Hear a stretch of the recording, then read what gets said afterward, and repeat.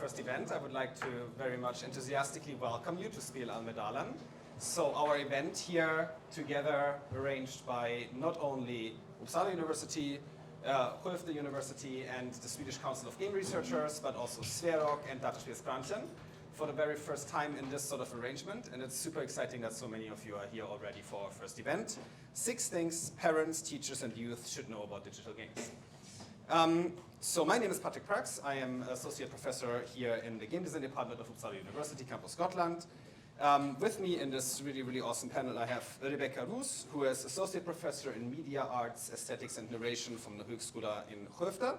I have Sandra Alexander, who is a lecturer in informatics, also from Skövde, and I have Johan Larsson, who is digital kulturutvecklare, so digital culture developer from Skövde kommun.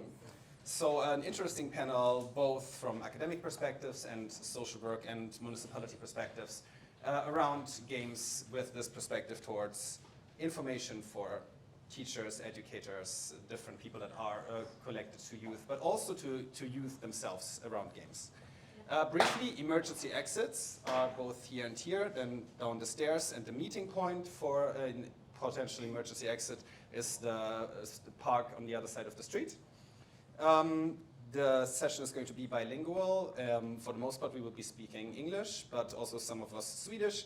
Swinglish is completely possible. If you have any questions, om det finns någon som kan formulera sig lite bättre på svenska, så då går det absolut bra att fråga eller kanske svara, förklara. Så det är ingen fara alls. Yes, I think with all of these things out of the way, and our panel will last roughly 30 minutes. After that, we will be here for some time for one-on-one questions, and so we won't be running away. We will be available for you to come up and talk. Good. So, games, young people, teachers, and educators. Right? Games are really a hot-button issue. They are a thing that comes up in society and discussion again and again. And oftentimes, discussions around games and culture and games and youth are very, very polarized. From my perspective, I often see games either hailed as the savior, as the thing that's making everything better and is maybe pitched to solve all kinds of problems, or seen as the devil, the drug, the thing that's going to destroy the future, with sometimes very little in between. So from our perspective, one of the things that we would really like to do is to find spaces where we can have a conversation that has a little bit more gray tones, a little bit more nuance, and that can maybe add and inject a little bit of more actual information, research, and practical experience in talking about young people and about games, about the things that they maybe would like to know, about things that, of course, parents and educators maybe would like to or should know in this environment as well. So for that, the plan is that I would first like to hear from my panelists, from their perspectives, what are the most important things that we really should know about young people and games. And then we will have a round in the end where we give you, from our perspective, the most important takeaways for you to take away from the session when you encounter this topic then later in the wild. And I think that's going to fill our 30 minutes. So I think with that, I would like to give the word to Rebecca. Okay, thanks. I guess the thing that comes to mind, top of mind first, would be that games are an increasingly important cultural form around the world, and they're not going away. So we need to engage with them, even though, as Patrick just said, they might be really divisive. We might not be happy with the state of games today in culture. We might wish that games were better for culture, right? But I think one of the best ways to understand games on a more nuanced level, as Patrick is inviting us to do, is to make them, actually, to go behind the curtain, to go backstage, and to dig into what it takes to make a game. I think when you become a maker of a medium or of an art form, as games are, you get agency, you get power. There's power in that knowledge of how something is put together. And making games doesn't have to be so intimidating. Of course, there are commercial game engines that take programming knowledge to use, but there's lots of free online tiny game engines like Bitsy or Scratch that are accessible to most folks with access to a computer and the internet that don't need programming knowledge. Also, we can make games using paper. So the kind of design thinking that goes into making card games and board games is deeply related to the same design thinking that we use to make digital games. And all of that is a kind of literacy a game-making literacy that can give us power. We can think historically about books and novels, and when novels first came out hundreds of years ago, they were just as divisive, and people said they were trashy and women should never read them because women's minds were weaker and they'd be very susceptible to the trashy novel, right? But then people became literate, literally literate, right, in terms of words, and started understanding how the novel was made, and that was power, and making their own novels, right? And the literary form developed over hundreds of years into something we recognize has a lot more nuance. Games is in the beginning, but still, I would say one of the most important things is looking into the making of games to increase game literacy, so that together as a culture we can develop the form, just like the book and the novel was developed, into something that is nuanced and meaningful for everyone. Thank you so much, Rebecca. All right, Johan, from your perspective of actually working with young people. Ja, men precis. Johan då heter jag och jobbar som digital kulturutvecklare i Skövde. Digital kulturutvecklare i Skövde kommun. Och jag har framförallt, min primära målgrupp är 13 till 25-åringar. Och jag är den första i Sverige som är digital kulturutvecklare. Vilket är också en bit av problemet som faktiskt finns. För att det är någonting som typ 80% av befolkningen håller på med i spel i någon form. Och så kollar man liksom på vad som finns för stöd från kommunen och vilken organisering kommunen gör, så är det oftast väldigt lågt. Och det kanske är någon fritidsledare som gör det lite vid sidan av eller sådär, och det är för att ungdomarna är intresserade. Men det finns ingen som har övergripande, organiserande, samordnade rollen. Vilket jag har fått. Jag jobbar också direkt med unga på kvällen, så jag jobbar också kväll 3 kvällar i veckan. Och det är också för att det behövs också. Vi behöver ha en gemensam mötesplats för unga som är digitalt intresserade och vill kunna skapa, men kanske inte har material hemma. Då kan vi erbjuda det som kommun. För att vi anser att det är rätt att kunna ta del och skapa och kultur egentligen i alla former. Så jag är också placerad i ett kulturhus för unga också. Och om man då jämför med fotboll, brukar vara en ganska bra sån här jämförelsegrej. Så jag vet inte hur många som håller på med fotboll, men säg 20% kanske av unga håller på med fotboll. Och så kollar man på mängden pengar som går in i att hålla i ordning idrottsarenor, fotbollsplaner, det ska vara vård av gräs och det ska vara vård av tak och renovationer och så anställda och ja.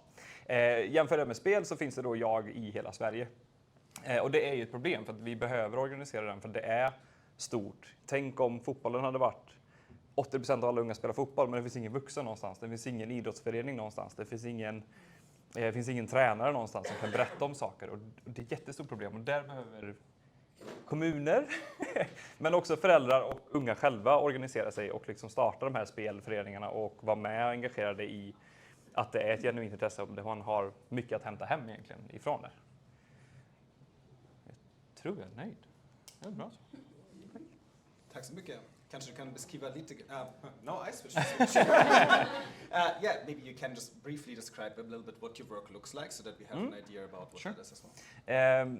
I mitt arbete så handlar jag mycket om att samarbeta med Högskolan i Skövde, visserligen. Att vi har ett gemensamma projekt och vi samlas och träffas och möts. Men också med att prata med Baltasar som är ett science center och prata med Next Skövde som är inkubator då, för spelföretag och sådär. Och på något sätt få en helhetsbild ifrån att man är barn till att man kanske ska börja Högskolan i Skövde och sen starta sitt företag, att man har liksom någonting att göra som digitalt intresse hela vägen egentligen. Och sen höja intresset också. Mitt arbete är väldigt brett. Men prata med föräldrar, utbilda föräldrar om spel, höja liksom kompetensen överlag. Men också se till att spel ses som ett genuint intresse. Det är inte ett slöseri med tid längre, utan det är någonting man faktiskt på riktigt gör och engagerar sig i. Och sen även att hämta hem kompetenser därifrån som unga faktiskt håller på med. Awesome. Yeah. Thank you. Sandra? Tack. Jag tänker främst när det kommer till spel att spel för unga har ju blivit en mötesplats. Exempelvis online, när man spelar multiplayer-spel. Och jag känner som förälder kan det kännas kanske lite obehagligt att barnet går online, försvinner in i en onlinevärld man själv inte kan moderera. Och jag vill lyfta att spelvärldar kan vara väldigt, väldigt positiva verktyg. För unga exempelvis skaffa nya vänner, prata med folk över världsgränser eller utforska egna identiteter och finna sig själv. Men jag tänker som förälder kanske man kan känna sig lite exkluderad för den världen för man själv inte är en del av spelmomentet.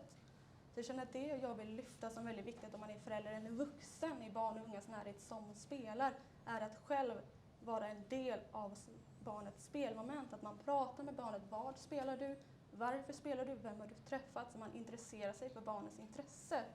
För det känns som idag lite att spel kan bli lite av en barnvakt. Man sätter barnet vid spelet så man själv kan få en lugn stund. Och där tycker jag det är väldigt viktigt som förälder och som vuxen att bara involvera sig i det barnet gör. Som ser att spel är nu den största globala underhållningsmarknaden vi har och den kommer fortsätta växa. Så spel kommer fortsätta vara en del av vårt liv idag och vår framtid, så vi också tar intresse i det. Som vuxen, även om man själv kanske inte är intresserad av att spela själv. Så man får det föräldraintresset och barnet också får någon att prata med och det som händer online och det de gör i spelet. Thank you so much.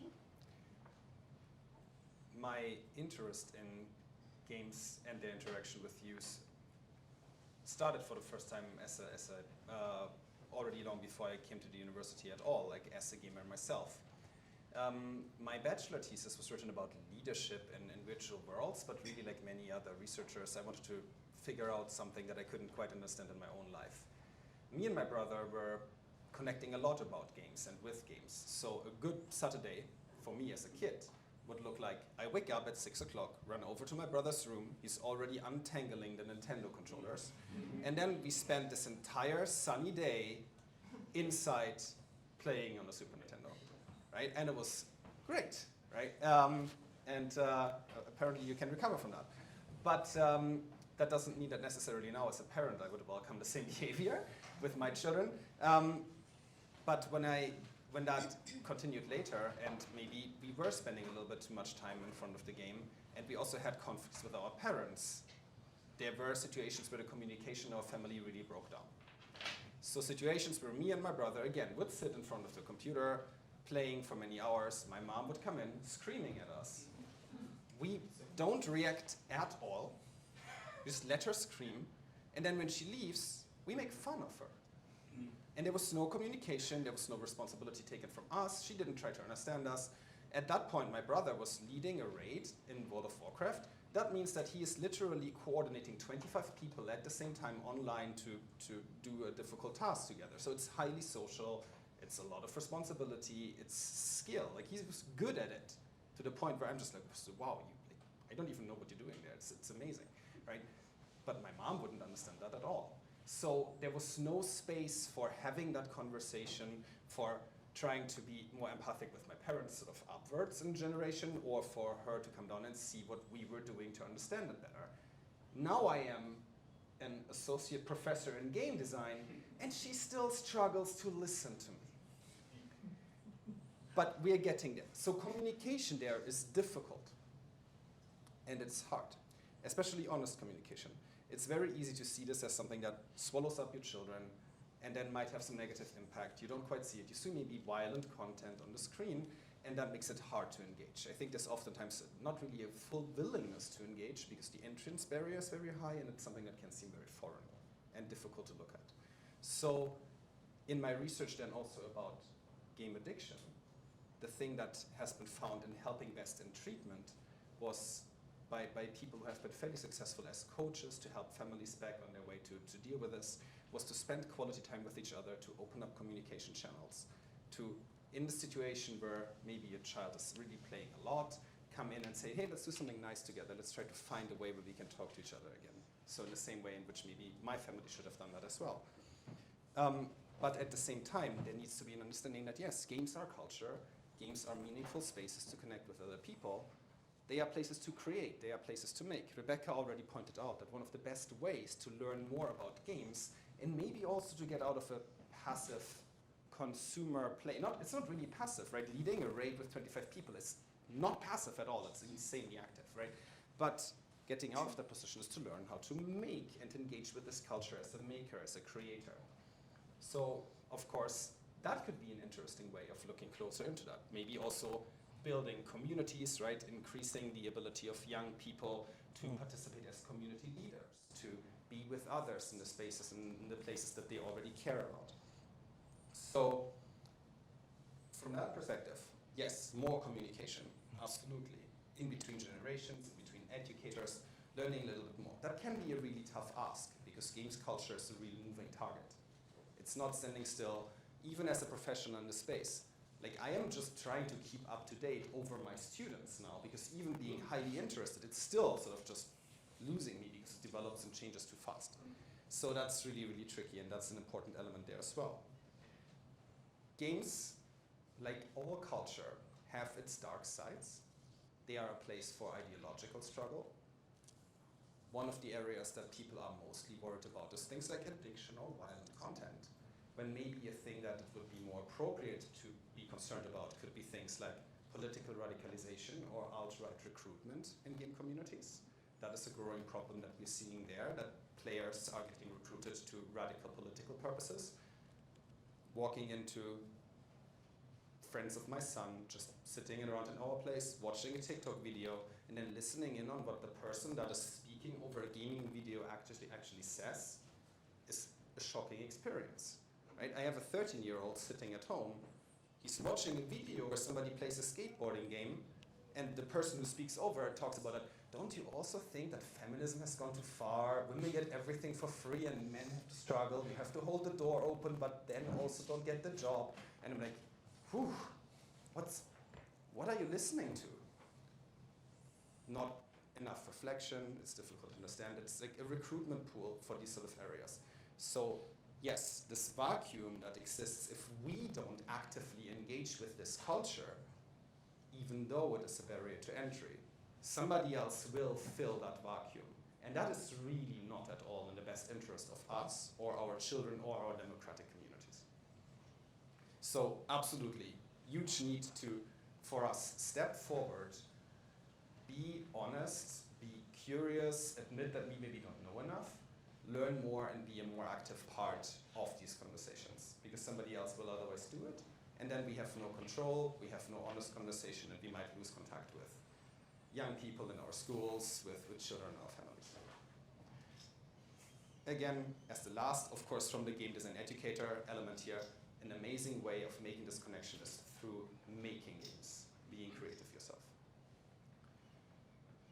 Okay, then as the last step for this panel, I would like to ask you if there's anything that is, from your perspective, a takeaway, like a nicely condensed thing for people in this room to take home, that a piece of advice, something that you would like to give them on the way.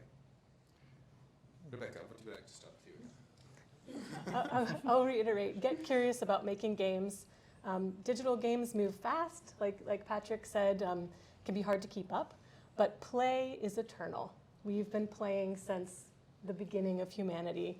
And so when we think a little broader, and doesn't necessarily need to be digital games, games are also cards and paper and board games and physical games outside, they're all connected.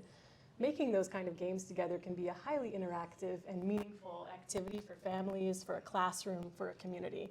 And that's a way into agency and power in game culture. Thank you so much.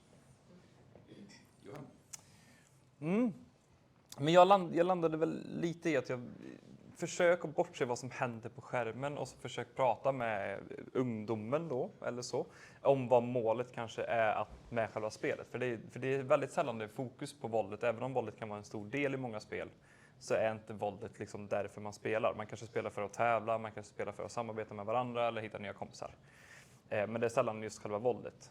Och även samma med typ mängden timmar man spelar. Det är inte riktigt så farligt att spela en helg så hela dagen, även fast det är soligt ute.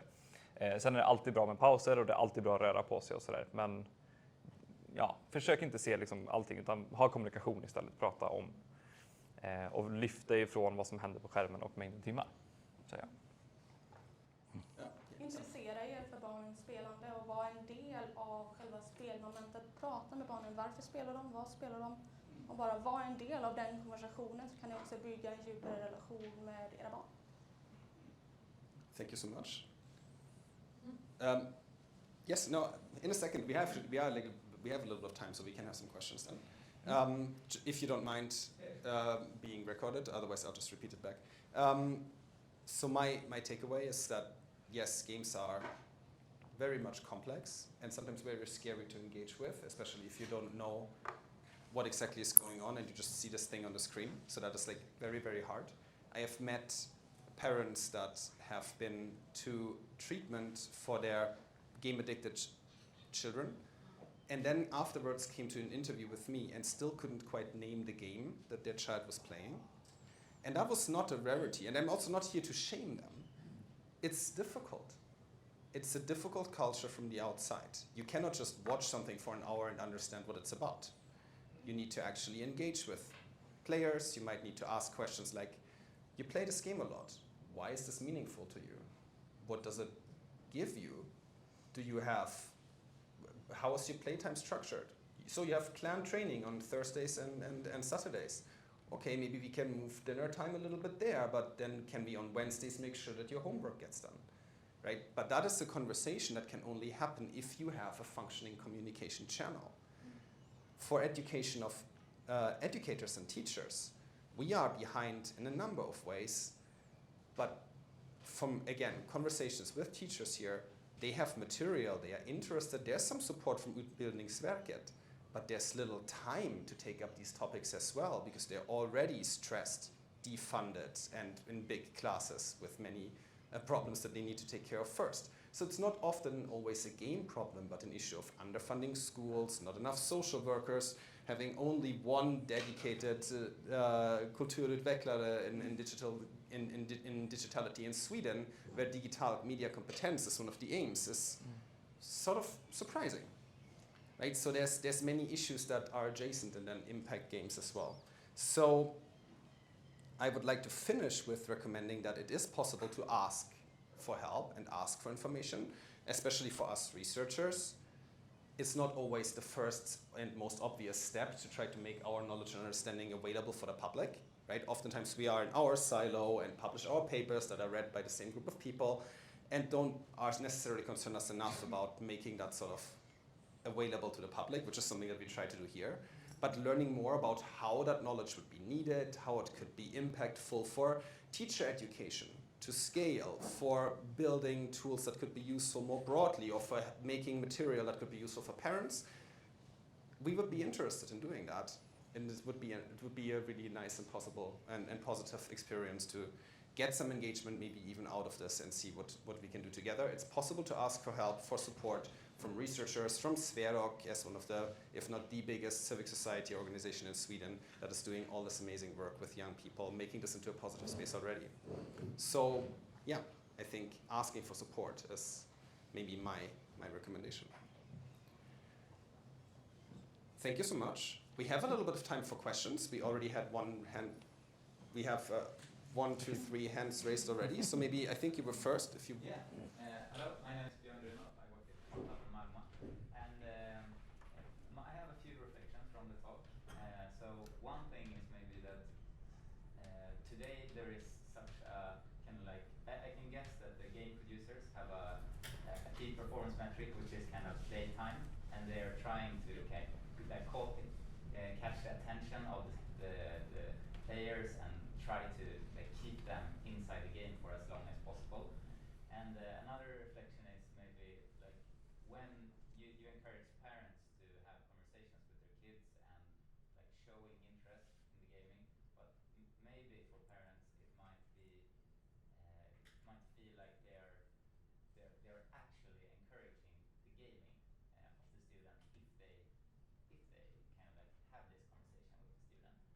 And you're also talking about like making these like having the talks and kind of agreeing that yeah, maybe like you can play here and then you can go climbing on Wednesday or whatever, but then maybe you will have to agree to a child having a playing time of 5-6 hours, and that as a parent is maybe not what you would like to do. And maybe that's one thing that keeps parents from not wanting to speak to children about this.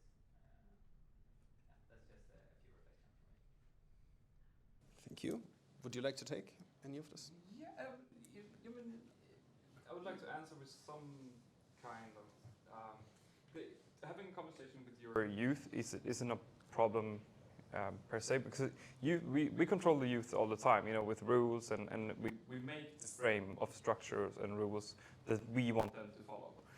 So if we make a rule that every 2 hours you play video games, you have to take a short break and take a walk for 2 minutes, and then you can come back because you need to move to keep your heart rate up, and it's healthy for your body, like that.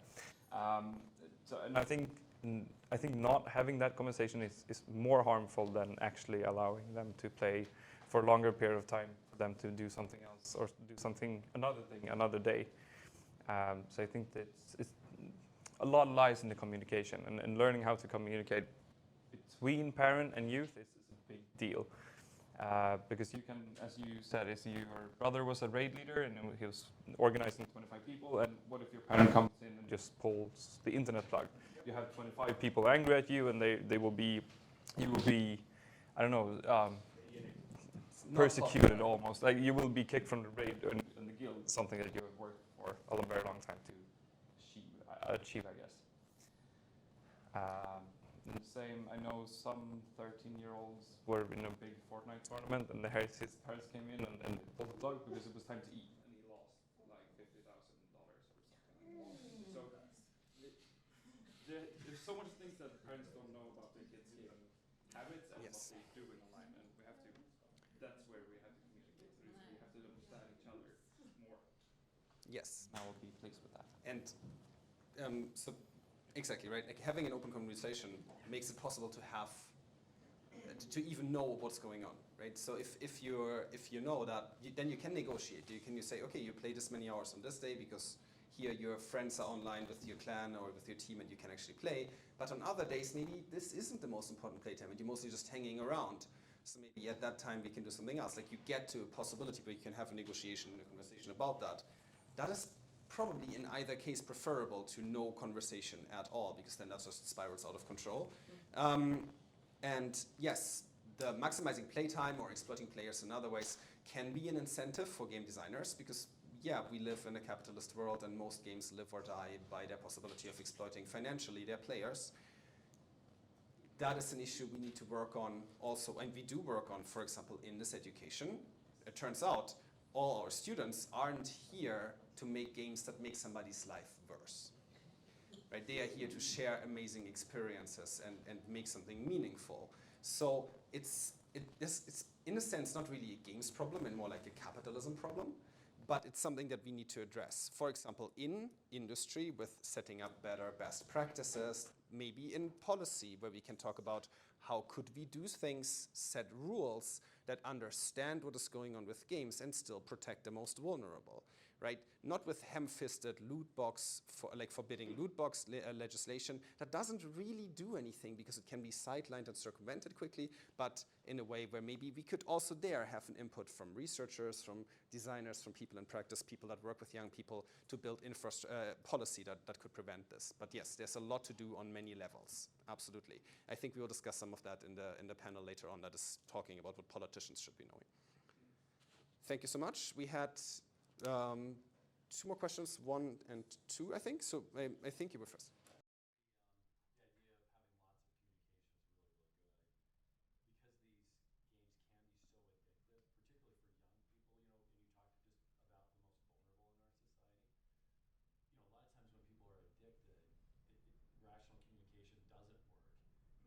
Research, do you have any thoughts around how you can help, particularly young people who have an addiction? How can we really communicate, or how can we help them? Are there things we can do to help a child that is truly addicted, to a game, when communication doesn't work? Because all those kids want is the next hit, right?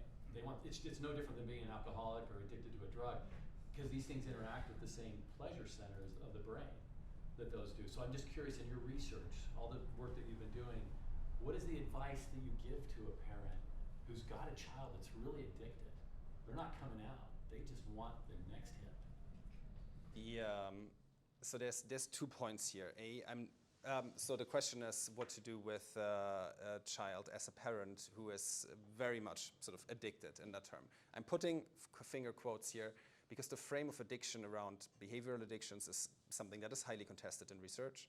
The WHO has included problem gaming or gaming disorder as a diagnosis, but that is a very much politically discussed debate where I am part of a paper with, I think, hundreds of researchers and psychologists who point out that maybe it would be better to not centered on the game and instead on the play activity and the situation that the players are in. So I wouldn't say that it's the same as drugs. And it's a very complex topic here, right?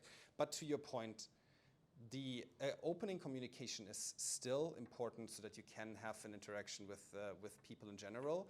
Coaching techniques have functioned somewhat well with the people that I talk to. So giving the child a possibility to think about themselves, what kind of life or future they would like to have, and then ask them what kind of path would you need to be on in order to reach that sort of future, and where do you see this going right now? There is attempts to build group-based, some sort of therapy that might function as well. It's tricky to give sort of all catch advice for the parents here. I think it would be, again, important to have municipalities and places like that support help groups and social workers who help parents addressing these sort of issues. We had that for a bit in some places like Uppsala and then funded through Allmänna arvsfonden, but many of these initiatives have sadly disappeared again. So it's something that we need to, as a society, recognize to build support structures for parents and for families to maybe even ideally catch this earlier. This is what I... Of course, please. Gaming disorders is not like other addictions either, because many people who go through treatment for gaming disorder often keep playing video games, but during more structural form, so they can keep playing without falling back into the addiction part again, or the bad things. So it's also special in that way as well. Absolutely. So that is a structural difference. Yeah. Thank you. We have 2 more questions, but we are at time. So, I mean, you were super early, so maybe we can quickly, like, I hate to cut. My first question was actually basically the same, but then I have questions like, which games would you say is the best educational developing games? And Minecraft is often on top of that list, I guess. And now you're not doing that, so no. Which games would you say is the best ones? I am a parent to a 12-year-old and I wonder. It's Scratch and Bitsy. Scratch and Bitsy. I wrote Scratch, but Bitsy. Mm-hmm. Okay. Yeah, and Minecraft's great. It's not that Minecraft is bad, but in terms of learning how to make a game, I think those other 2 are more fun and better. Okay. They're Thank also you. free and online. And then which one would they stay away from? Like, which games would you say is the most addictive? I think you talked about World of Warcraft on a raid, but yeah. I mean, World of Warcraft is kind of based on spending a lot of time to get the good stuff, or to be a raid leader you have to spend a certain amount of hours, but I wouldn't say that it's a stay away from game, but it's hard to say actually. Yeah. Like, I studied in yeah. Skövde, and one of my neighbors is game designer. I'll give you one answer that actually addresses your question and another one that doesn't. So one of them is if you can have children play games that don't have microtransactions. That's better. No microtransactions. So if young people, especially children, play games that you actually buy that aren't for free downloaded, then these games are paid for already, and they don't need to include all those little mechanisms that sort of try to wire your brain to put a little bit of extra money in. In-app purchases Exactly. is another In-app phrase. purchases Yeah, and buying they're things not in good. games. Yeah. And the other thing is that an interesting piece of research come out from Uppsala University shows that if people they mostly play for 3 dominant reasons. That one of them is competition. That doesn't seem to be super dangerous for addiction. The other one is being together in community, also okay. If you play for escapism, if your life is not doing so well and you try to get out of that, that can be a problem. And that is also the answer that you maybe don't want to have, because then oftentimes, and this is also a result of this sort of research, game addiction can just as well be conceptualized as a symptom of things that are already breaking down, and then you also need to fix other areas around that, which might be valid for addiction more generally. I think we need to cut it at this point. I'm sorry. We will be around for conversation afterwards. Thank you so much for really intriguing, interesting questions. And